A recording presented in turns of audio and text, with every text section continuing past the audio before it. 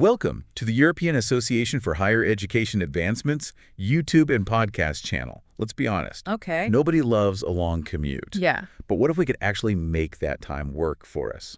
That's what we're diving into today, exploring an article from the EHEA titled 6 Ways to Make the Most of a Long Commute. Interesting. It's fascinating Yeah. how this article flips the script. Right. Instead of seeing the commute as lost time, Yeah. it encourages us to think of it as an untapped resource. It really does. Exactly. So let's jump into the first tip, language learning. Okay. The article suggests using apps like Duolingo. Mm-hmm. But I'm curious, Sure. what's the real benefit beyond just picking up a few phrases?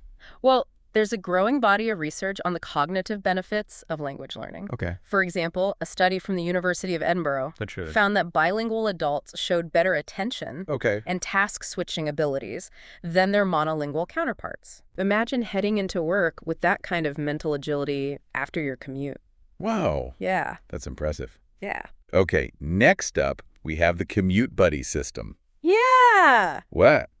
Yeah. Which I have to admit, Okay. I've tried with mixed results. Oh, really? I have. Interesting. The key here is finding the right match. Oh, for sure.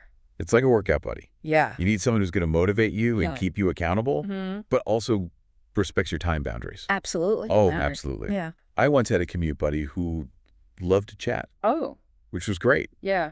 but sometimes the calls would run long, I've been there. and I'd end up scrambling to wrap things up as I pulled into the parking lot. Oh, no. That's a common pitfall. It is. It's about finding that balance between connection and productivity. I think so. Right.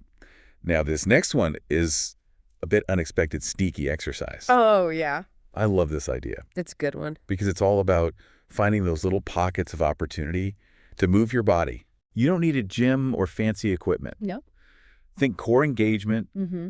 isometric exercises, Yeah. even some light stretching, Yeah. anything to get the blood flowing. Exactly. It's so clever. The article even mentions doing calf raises while waiting at a red light.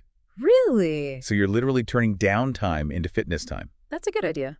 Exactly. It's a great example of how we can challenge our assumptions about what's possible during our commutes. I agree. Okay, for our listeners who are career-minded, Sure. the next tip is gold, Okay. micro-learning. Uh-huh.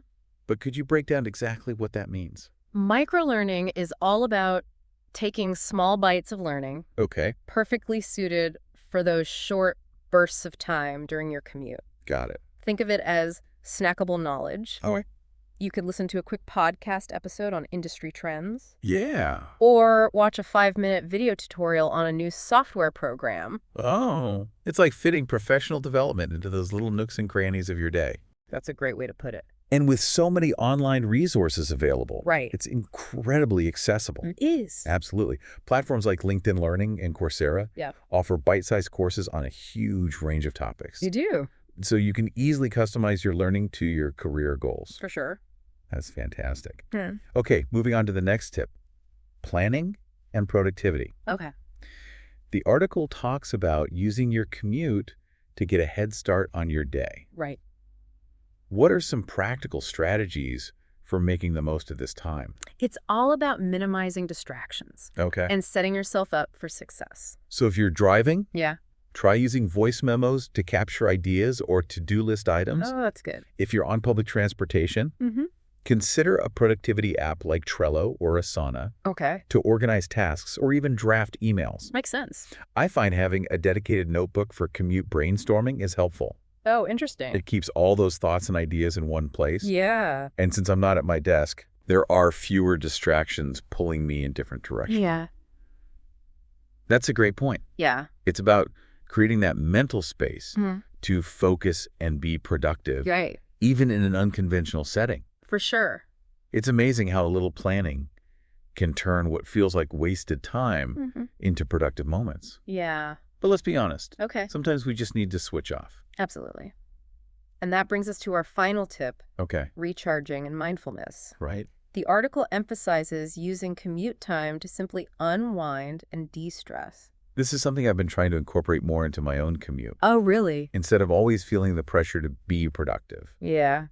I've found that listening to calming music Okay. or even just enjoying the silence Mm-hmm. can be incredibly restorative. There's a lot of power in that intentional stillness, especially in our always-on culture. Right. Research shows that mindfulness practices like meditation can help reduce stress, Okay. improve focus, Mhm. and even boost emotional well-being. It's like giving your mind a chance to catch its breath Yeah, before diving into the demands of the day, for sure. whether that's at work or at home. Absolutely. Precisely.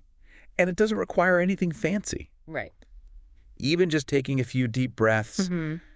paying attention to the sensations in your body, or noticing the scenery around you can have a calming effect. Definitely. So simple, yet so effective. I agree, It's a good reminder that self-care doesn't have to be complicated. for sure. Exactly. Yeah. It's about finding those little moments to prioritize our well-being, Right. even in the midst of our busy schedules. I think so. It's interesting how this article challenges us to rethink our entire relationship with commuting. It does. It really does shift the perspective. Yeah. Instead of seeing it as this unavoidable burden, Yeah. we can choose to see it as an opportunity for growth, Right. productivity, or simply a chance to reconnect with ourselves. I like that. It's like reframing that lost time as an investment in our personal and professional development. Yeah, that's a good way to put it. Exactly. And that can have a ripple effect on our overall well-being Right. and even our approach to work-life balance. Absolutely. It's almost like the commute becomes this buffer zone between the different aspects of our lives, Oh, interesting. giving us a chance to transition more smoothly. I love that analogy. I do too. It's about creating that mental space to shift gears and prepare for what's next. Well, after exploring all these tips, Yeah. I have to say, Okay. I'm feeling a lot more optimistic about my own commute. Me too. And I think that's the key takeaway here. Yeah. It's about empowering ourselves to take control of our time Right. and make even the most mundane parts of our day work for us. Absolutely. And who knows? Yeah. Maybe we'll even start looking forward to those stretches of uninterrupted time Yeah. behind the wheel or on the train. Wouldn't that be something? It would. Turning what was once a source of dread into a source of opportunity. It's a challenge worth embracing. I agree. It's inspiring to think about all the possibilities that exist within our daily commutes. Yeah. We've covered a lot of ground today, from language learning and sneaky exercise to microlearning and mindfulness. We have. It's like we've unlocked a secret toolkit for transforming those often dreaded hours into valuable time. It is. And the best part is it's all about finding what works best for you. For sure. Maybe one week you're all about crushing your language goals on Duolingo, Right. and the next week you're using the time for quiet reflection. Exactly. It's about personalizing the experience and being flexible. Right. Some days might call for productivity, Uh-huh. while others might call for a mental break. Yeah. The key is to have a range of strategies at your disposal. So instead of automatically reaching for that podcast or scrolling through social media, we can now approach our commutes with a sense of intention and purpose. I think so. And that simple shift in mindset can make all the difference. It can. It's about reclaiming those moments and making them work for us, Yeah. rather than feeling like we're at the mercy of the clock. For sure. It's empowering, really. Yeah. Instead of being passive passengers, we become active participants in our commutes, shaping them to something that benefits us I agree. and that can have a ripple effect on other areas of our lives. It can. Maybe we bring that newfound mindfulness into our workday, Right. or use those language skills to connect with new people. It's all connected. It's a great point. So to our listeners out there, Yeah. the next time you find yourself stuck in traffic or on a crowded train, remember this conversation. Okay. Your commute doesn't have to be a black hole of time. Right. It can be a chance to learn, grow, recharge, and even have a little fun. Absolutely. Embrace the possibilities. Yeah. Experiment with different strategies and discover what works best for you. It's time to reclaim our commutes and turn them into something we actually look forward to, I agree. even if it's just for a few stolen moments of peace, Okay. productivity, or personal growth. And on that note, Please, don't forget to follow the European Association for Higher Education Advancement on YouTube and social media.